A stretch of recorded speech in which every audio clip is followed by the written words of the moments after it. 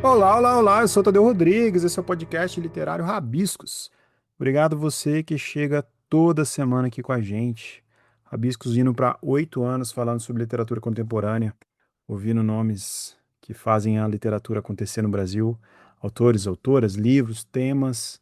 Muito feliz de estar aqui com vocês. Segundo semestre vai ter uma série de comemorações para Rabiscos, vai ter Rabiscos na Praça. E é isso, eu e a Jéssica estamos preparando uma programação bem legal. Jéssica manda um beijo a todos. Ela não tem conseguido gravar. As noites para ela têm sido mais difíceis, então eu tenho feito esse corre aqui sozinho. Mas, episódio que vem, ela deve estar aqui com a gente. Se você está chegando aqui por conta do Everton, por conta da Odisseu, quero convidar a conhecer o Rabiscos, ouvir os outros episódios. Episódio da semana passada a gente conversou com a Júlia Codo, que lançou seu livro Caderno de Ossos. E a Júlia é uma talentosa escritora, já esteve aqui falando de contos, do outro livro dela. E foi muito legal o papo. A gente falou sobre ditadura, a gente falou sobre literatura, a gente falou sobre processo criativo. E é isso, fica o convite. Se você está ouvindo a gente pelo Spotify, vou pedir também para deixar 5 estrelinhas, que ajuda bastante a gente. Spotify agora está fazendo corte sozinho com inteligência artificial lá, então você consegue ouvir o Rabiscos com cortes, consegue comentar também. E se estiver ouvindo a gente na Audible, na Amazon Podcast, na Deezer, favorita a gente lá também, não custa nada e ajuda demais a gente. E é isso, sem mais delongas, vamos ao papo. Hoje a gente vai falar sobre como falar literatura em 2026. E 26. E o nosso entrevistado é o querido Everton Ulisses Cardoso, que é comunicador e editor fundador da revista Odisseu. A gente vai falar sobre ela também. Ele é mestrando em estudos literários pela Universidade Federal Fluminense, onde desenvolve pesquisas sobre literatura e diáspora africana na contemporaneidade. Ele atua também como crítico literário, vamos falar sobre crítica literária, com críticas publicadas em jornais, revistas e sites de literatura. E a revista Odisseu é uma revista eletrônica, é um dos projetos mais interessantes da crítica literária, da literatura contemporânea no Brasil. Eu sou muito fã. A revista nasceu em Salvador, foi construída de forma coletiva por mais de 40 colaboradores espalhados pelo país. E a Odisseu chega aos 5 anos com uma proposta bem clara, que é deslocar o olhar da crítica, dar espaço a novas vozes e tensionar os limites que se entende como literatura relevante hoje. É isso, Everton. Um prazer enorme estar falando contigo. Seja muito bem-vindo no Abiscos. Ah, um prazer de verdade, todo meu, inclusive. Nossa, gostei da apresentação. Ah, Achei, imagina. fiquei Ótimo. muito feliz ouvindo essas coisas. Que bom que tá aqui, falando, né? Agora eu que ouço rabiscos há tantos anos, né? Muito feliz de estar aqui. Obrigado, Tadeu, e um beijo para Jéssica, que é uma querida Um também. beijo. A Jéssica sentiu muito de não estar aqui. Ela acabou de me mandar mensagem. Ela até viria nos últimos minutos que ela teve um probleminha.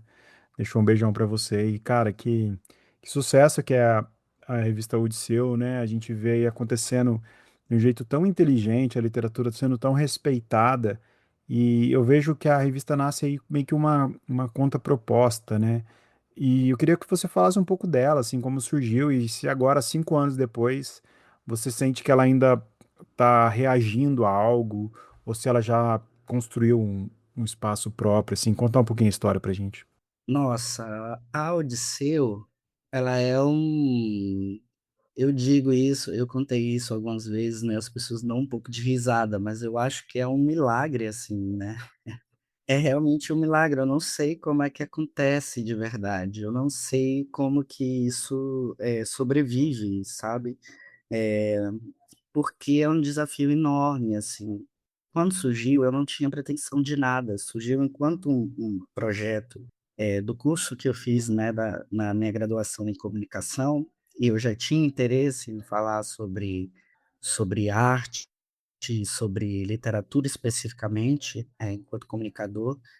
E a partir disso eu fui desenvolvendo um projeto que era muito inicialmente para o curso, e depois, quando passou, né, quando eu entreguei o trabalho, eu disse: "Ah, vou continuar", era pandemia, eu não estava fazendo uma grande coisa da vida, né, e eu estava lendo bastante, até que eu comecei a receber e-mails, assim, as pessoas me mandavam e-mails e diziam: "Olha, eu estou acompanhando", porque até então, eu acho que você também, Tadeu, deve, eh, ter tido essa sensação em algum momento, né, parece muito que a gente está falando sozinho. Parece muito que não tem ninguém, não tem, Muito, muito, ninguém tá muito. vendo a gente, especialmente ali na época da pandemia, eu tinha muito essa sensação. Ninguém tá vendo isso, e tudo bem também, eu tava fazendo como uma espécie de diário, até que surgiram as pessoas, até que surgiram os amigos, e eu acho que a grande coisa da Odisseu, realmente, dando os devidos créditos, né, foram os amigos que eu construí no caminho, assim, foram as pessoas que foram juntando com esse interesse mútuo. Eu acho que o que tinha ali era um grande interesse mútuo em falar de literatura de uma forma respeitosa e falar de uma forma que não caísse nos lugares comuns de sensacionalismo e que também estivesse fora de um circuito, digamos, oficial, e que estivesse fora de um circuito ali que já estava consolidado. Então, as pessoas foram surgindo, a gente continuou com o podcast. Eu digo já, gente, porque aí já foram chegando pessoas, eu já fui convidando, mas hoje em dia é isso, né? São 40 colaboradores, mais 40 no Brasil inteiro, né? Só tem uma região que a gente não tem colaboradores ainda, porque estamos providenciando, que é a região Centro-Oeste, e funciona muito com essa ideia de ser colaborativo em essência, né? O trabalho é inteiramente colaborativo, voluntário, todo mundo faz o que pode, o que consegue, e ninguém é obrigado a fazer um super trabalho. Então a gente vai construindo uma, uma plataforma que funciona a partir de interações, e interações entre pessoas interessadas em falar de literatura. Então, basicamente é isso, né? E muito legal te ouvir, porque a Odisseu ela tem essa característica de como ela tem muitos colaboradores e colaboradores talentosos, eu acho que isso é uma coisa que deve ficar evidente, a gente deve falar disso. Em cada região do Brasil, ela consegue ter olhares muito distintos também. Uma preocupação que a gente tem aqui no Rabiscos é essa também, é falar com todo mundo, né? E acredito que a Odisseu também, porque eu acompanho muito as entrevistas, as matérias, os artigos, as colunas, e eu acho que atinge esse objetivo de um jeito muito primoroso. E eu fico pensando, né, a gente que produz conteúdo literário em 2026, você também que é crítico literário, dentro desse contexto que a gente vive hoje, né, de internet, de ser uma revista eletrônica, o Rabiscos acontece no mundo eletrônico, como que você vê, Everton, as diferenças e as evoluções de se criticar a literatura no Brasil? Porque hoje a gente tem um imediatismo que antes a gente não tinha, e a gente tem um número de críticos muito maiores que não sempre passam por um aval, nem sempre tem uma credibilidade ou uma credencial para falar sobre literatura. Isso é uma coisa que te preocupa ou você acha que a gente consegue lidar com tudo isso? Enfim, como que você vê esse cenário? Eu acho que essa é a grande questão, né? Essa é o grande elefante na nossa sala, né?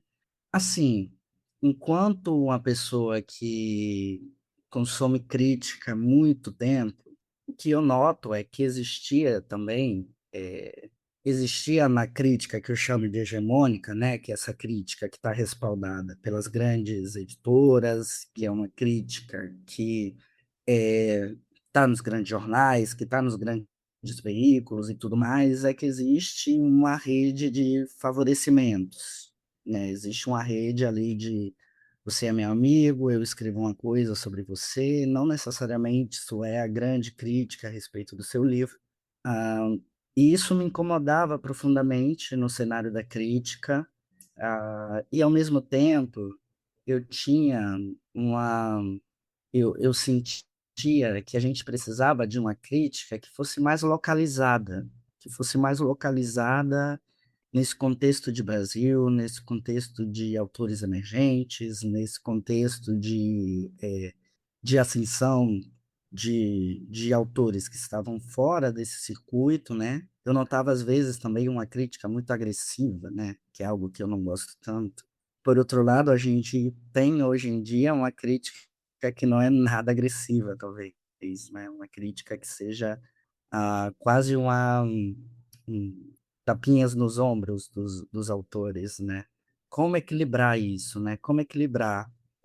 Eu acho que tem um grande farol crítico, assim, que é o grande Silviano Santiago, que eu acho que talvez, a minha grande inspiração enquanto crítico, E eu acho que tem uma coisa no Silviano que me interessa muito, que é o olhar atento a todo o texto, né? E eu queria, e eu acho que o cenário de crítica ideal seria esse espaço onde a gente conseguisse olhar para todos os textos com critérios e com atenção, né? Que a gente sabe que não acontece, né? A gente sabe que grandes obras, no sentido de relevância, no sentido de qualidade, às vezes passam desapercebidos dos grandes circuitos de crítica, né? E nesse sentido, os espaços alternativos, como Rabiscos, como a Odisseu, se tornam muito importantes, né? Porque esses canais trazem eh, o olhar cuidadoso com obras que dentro do circuito oficial não se teria, né? Não se tem, na verdade. Que esse olhar criterioso de olhar para um autor, ah, por menor que ele seja, e reconhecer o texto dele enquanto um texto que vale a pena ser lido. E isso não é dizer que o texto é bom ou ruim. Isso é ler o texto, né? Isso é olhar para aquele texto e ler ele com o critério que você leria, sei lá, um grande autor, um vencedor de um Nobel, sabe? Então, acho que tem isso, tem essa questão de que a gente, enquanto críticos literários, né, aí falando no geral, precisa ter esse olhar de atenção a todos os textos e estar atento àquilo que está acontecendo fora das bolhas, que talvez também seja o grande desafio. Ao mesmo tempo, eu fico um pouco preocupado também com a coisa de uma crítica que é feita de uma maneira desleixada ou de uma maneira que funcione quase como um trampolim para o crítico, né? Como um lugar para ele conseguir, talvez, validação no meio literário e tudo mais. Isso também é uma questão que me inquieta. Eu acho que a coisa também das resenhas de Instagram, resenhas de TikTok e tudo mais, né? Pode passar a impressão, Tadeu, de que crítica é isso, né? E aí eu digo não desrespeitando o trabalho de quem está no TikTok e no Instagram, porque é válido, é super incrível. Eu leio, eu adoro, eu consumo tudo, mas eu fico, às vezes, com medo de que as pessoas achem que crítica literária é um trabalho simples, ou que seja um trabalho pouco elaborado, e não é, né? Exige muito da gente, exige bastante de repertório de leitura e tudo mais. Então, ah, não sei, eu acho que essa é uma pergunta um pouco sem resposta, talvez, né? Esse seja um questionamento sem resposta. Porque como que a gente concilia esse mundo super rápido e super interessado em questões que te respondam rapidamente, né? Com o exercício da crítica, que por essência é um exercício de paciência, né? É um exercício que leva tempo. É uma coisa que você não vai ler ali aquela crítica para saber se você vai comprar o livro ou não. Isso é a resenha, né?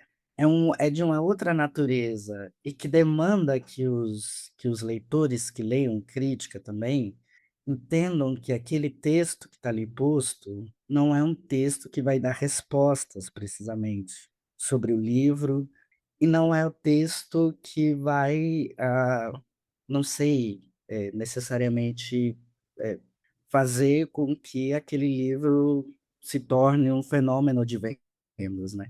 A proposta da crítica literária é outra, né? É questionar o texto, é enquadrar o texto literário e ver o que, que ele oferece de recursos para a gente, né?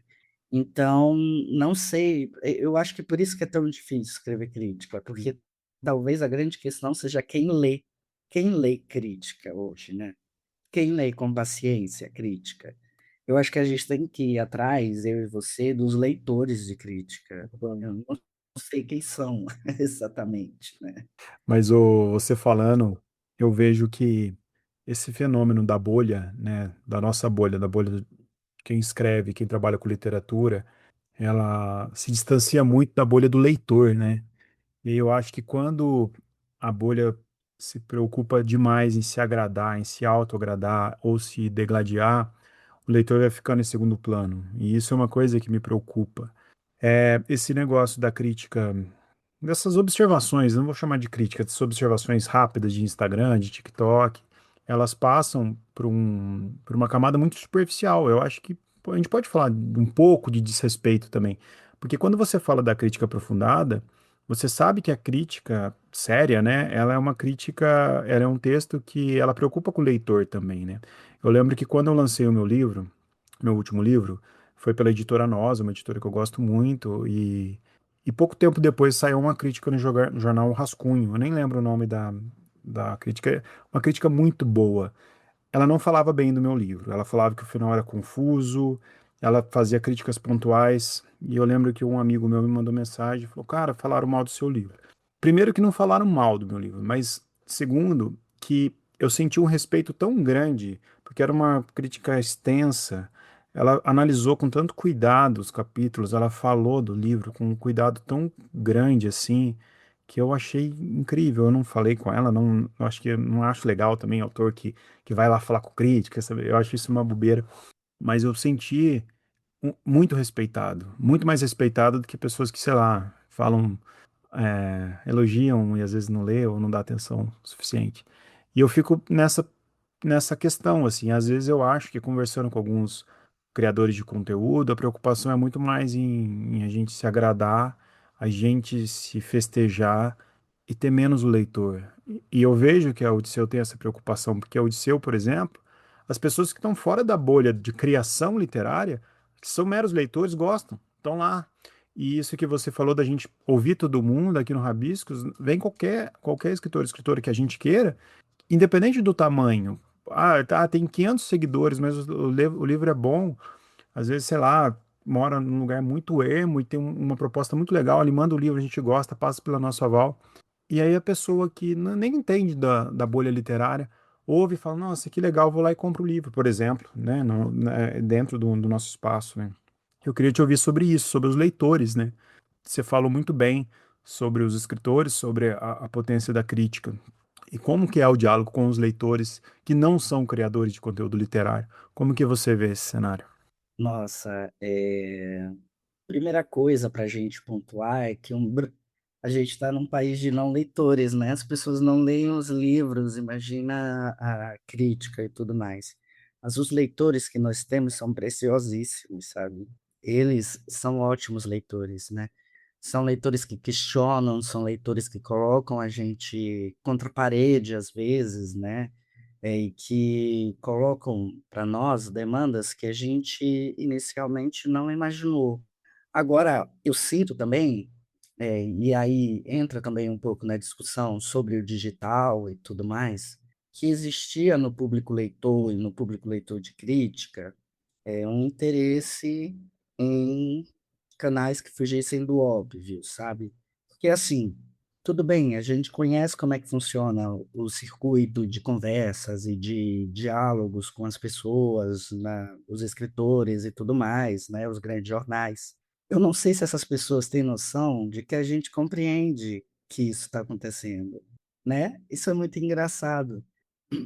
Eu não sei, por exemplo, se esses grandes autores conseguem perceber que a gente sabe quando eles estão no jornal porque eles pediram um favor, ou que a gente sabe que eles são amigos das pessoas que fez com que eles saíssem no jornal. Ou que a gente sabe que eles estão em alguns festivais, porque a gente sabe da rede que eles têm, né.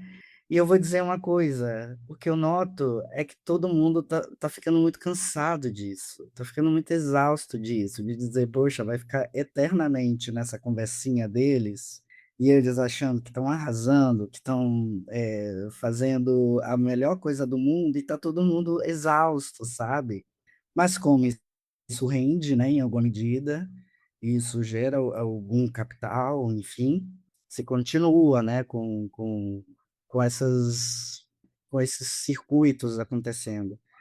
Então eu sinto que o público leitor, no geral, estava precisando de um espaço, eh, que trouxesse um frescor, sabe. E aí, nesse sentido, eu não falo necessariamente só da Odisseu, né. Eu não estou falando da Odisseu, estou falando de vários outros mecanismos. Poxa, e de tanta gente que surgiu depois também, e de tanta gente que está fazendo um trabalho incrível assim, eu sou encantado por esse cenário de escrita sobre livros e de criação de conteúdo sobre livros. Porque tem tanta gente tão talentosa fazendo acontecer, sabe? No podcast, nos sites, na revista, no papel impresso. Poxa, o que que é a Claiô, né? Que é uma revista maravilhosa, que surge com um trabalho super independente, que era algo que eu queria, que era o que eu tinha acesso, né? Mas falando especificamente agora, assim, da Odisseu e dos leitores, a gente dialoga com o público leitor que está na internet, né?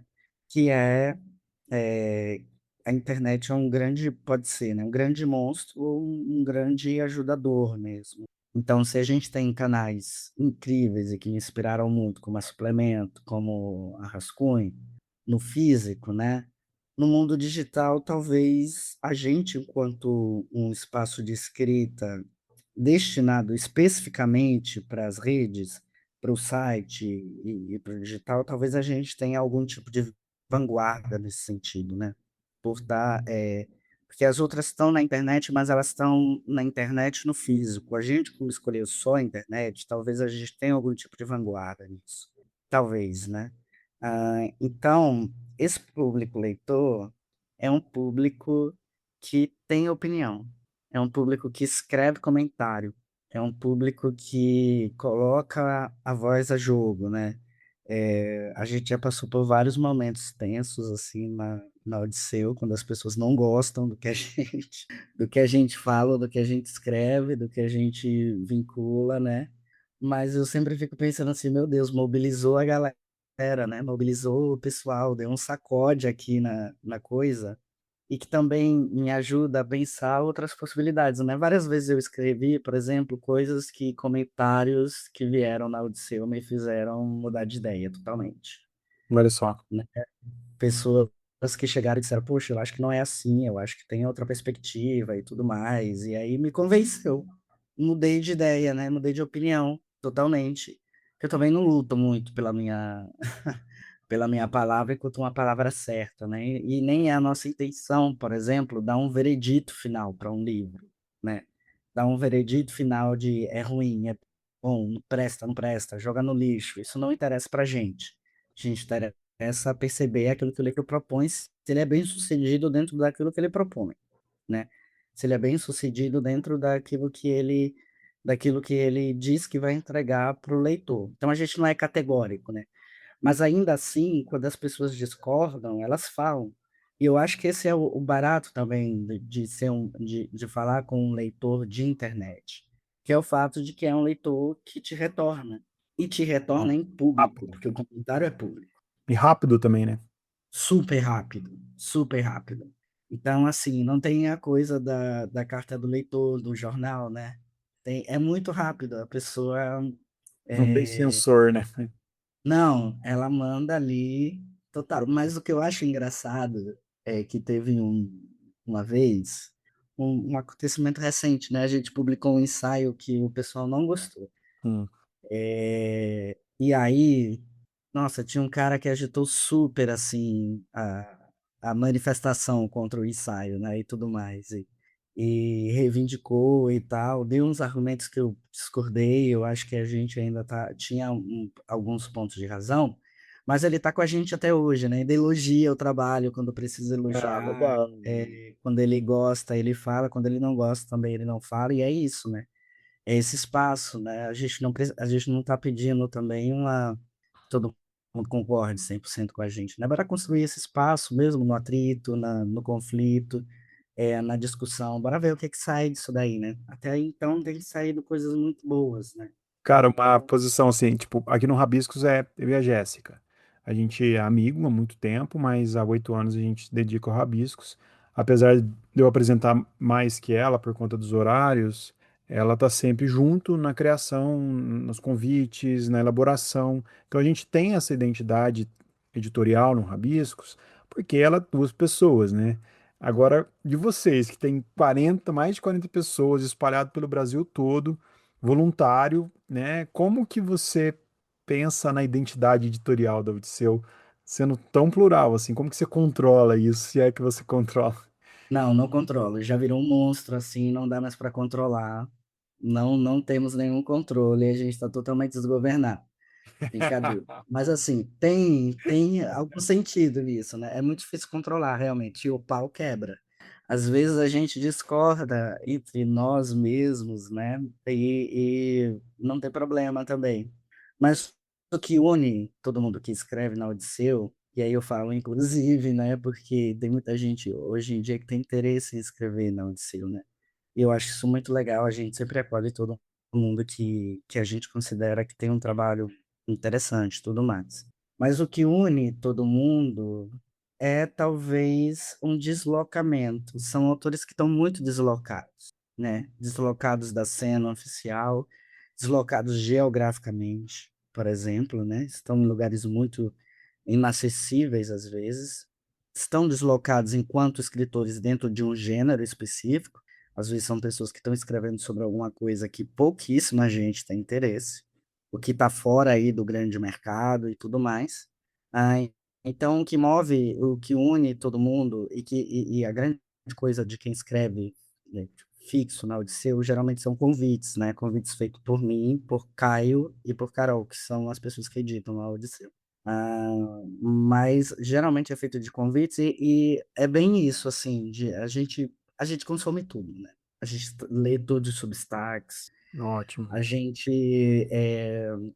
Tem um tá lendo cuidado tudo também. de poesia. Sim. E assim, as coisas das coisas menores, as grandes coisas, a gente tá sabendo de absolutamente tudo que tá rolando o tempo todo. Então a gente nota quando tem alguma coisa muito interessante, né? A gente diz, poxa, será que não vale a pena convidar essa pessoa para ter um espaço aqui? Eu consigo pensar em algumas pessoas, assim, para te dar o exemplo, sempre cito ela, né?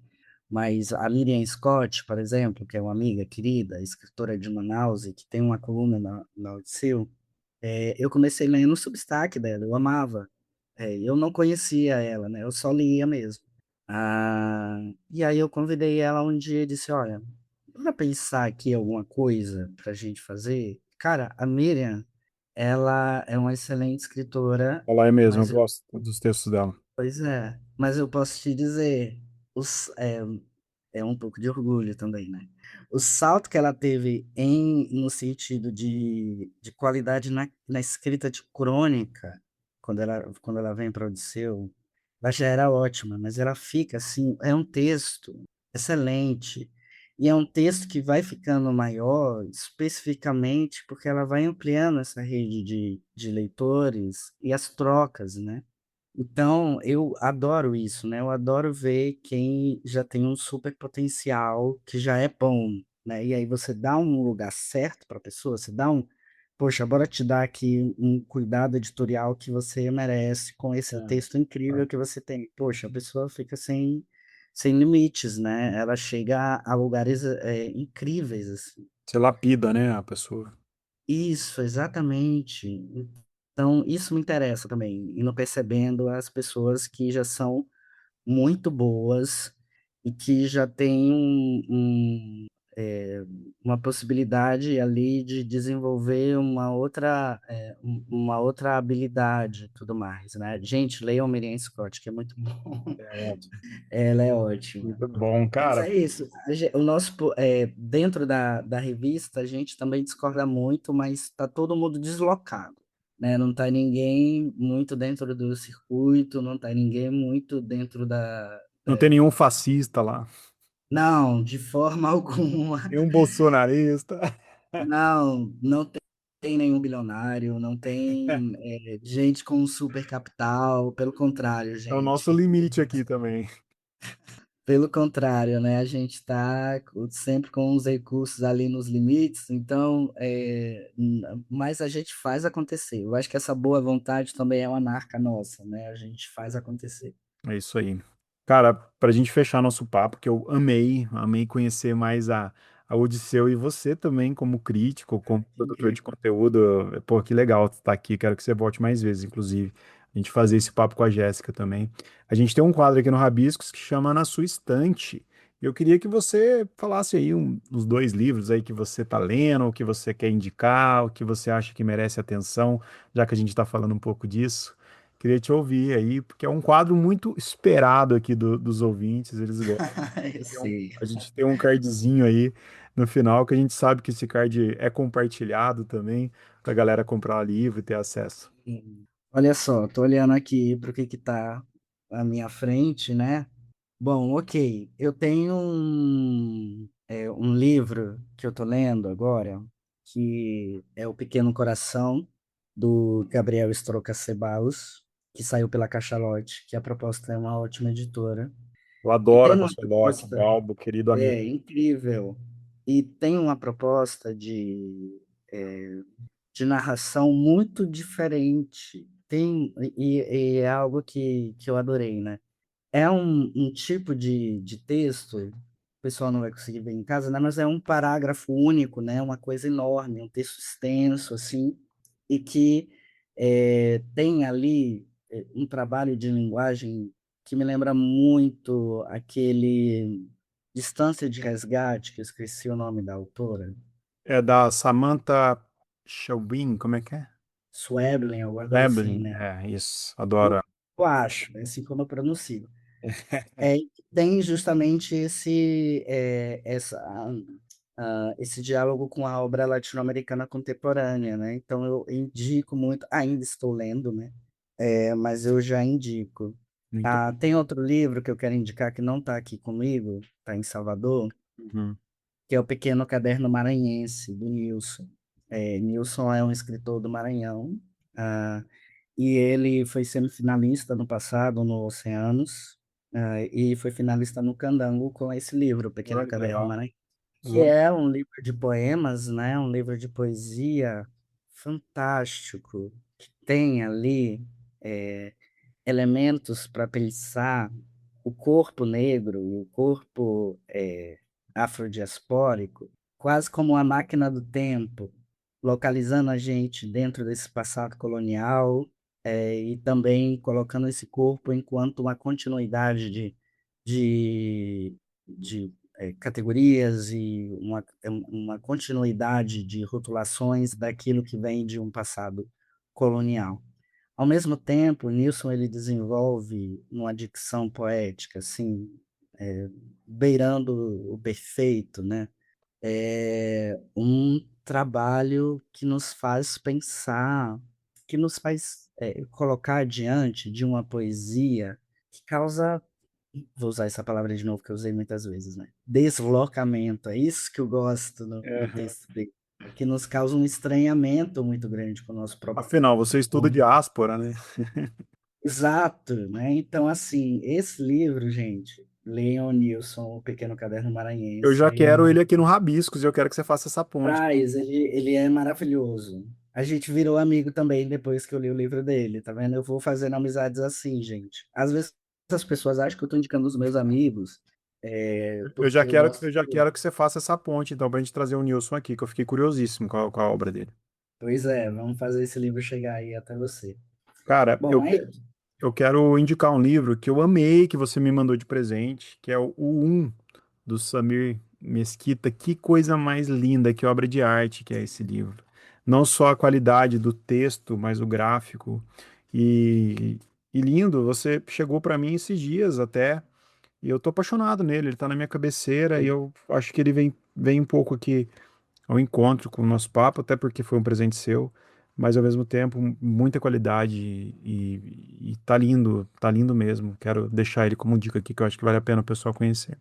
Ah, maravilha, perfeito. Também adoro Leon Samir Mesquita, que é um ficcionista, que é ficcionista. Ele tem imaginação, ele tem, Viaja, né? Vai embora, né? Mas é ele muito cria, criativo, né? é, É aquele livro difícil de se conceituar, inclusive, assim. Quando eu falo sim. dele, eu falo assim, você tem que ler, você tem que sentir o livro. A capa é uma lixa, pra você ter ideia, né? Então, tipo, precisa ter esse prazer. Cara, obrigado pelo papo, eu adorei falar contigo. Foi um encontro muito legal. Espero mais encontros entre Odisseu e Rabiscos. Acho que a gente pensa muito parecido, a gente está muito no mesmo barco. E eu quero deixar aqui um abraço para você e para todo mundo que faz um trabalho com a Odisseu, que tem esse empenho do voluntariado, né, de fazer acontecer sem buscar dinheiro, pagamento, porque eu sei que às vezes a gente tem que preocupar também, mas aqui no Rabiscos também é tudo gratuito, a gente rala, a gente edita de graça, a gente faz tudo no nosso corre. Então, acho que a gente está muito no mesmo barco, na mesma travessia aí. Obrigado, viu? Nossa, eu que agradeço. E, gente, que podcast maravilhoso, né? Eu ouço tudo, então muito obrigado por estar aqui. Imagina, eu espero mais encontros. E depois quero o contato do Nilson. Com certeza, pode deixar. Pessoal de casa, semana que vem, então a gente volta. Um beijo a todos, bom dia, boa tarde e boa noite.